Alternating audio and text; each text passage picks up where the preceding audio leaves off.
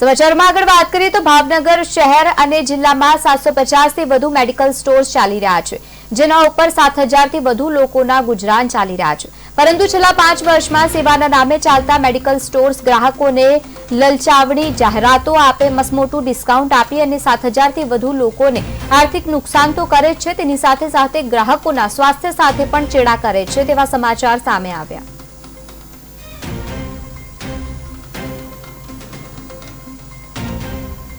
આજે અમારી ભાવનગર ફાર્મા રિટેલર્સની એક અગત્યની ખૂબ અગત્યની જે વર્ષોના અમારા પેન્ડિંગ પ્રશ્નો હતા રિટેલર્સોના, એના અનુસંધાને લોકોની લાગણીને લઈને અમે સંપૂર્ણ 300 જેટલા સભ્યો, અમારે 350 સભ્યોનું રજીસ્ટ્રેશન છે અને અમારી પડતર માંગણીઓ વર્ષોથી, જેમાં એસોસિએશન કે કંપની લેવલના અમારા ઇસ્યુઝ હતા।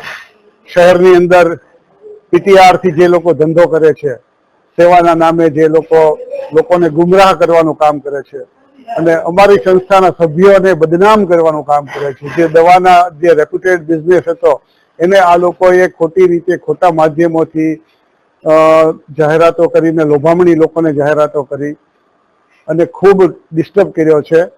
તે લોકોની એક ચેતવણી રૂપે અમારું સંગઠન મળેલું સંપૂર્ણ આખો હાઉસ ફૂલ થઈ ગયેલો। 325 જેટલા સભ્યોએ આજની મિટિંગમાં હાજરી આપી અને પોતાના પ્રશ્નોની વ્યથા જે હતી એ વ્યક્ત કરી છે। આ સંપૂર્ણ આજના આયોજનની અંદર અમારા સિનિયર કેમિસ્ટો અને બીજા બધા જેટલા અમારા જે કોઈ પડતર પ્રશ્નો હતા એના અનુસંધાને ખૂબ હેલ્ધી ચર્ચાઓ થઈ છે અને યોગ્ય પરિણામ તરફ અમે જઈ રહ્યા છીએ।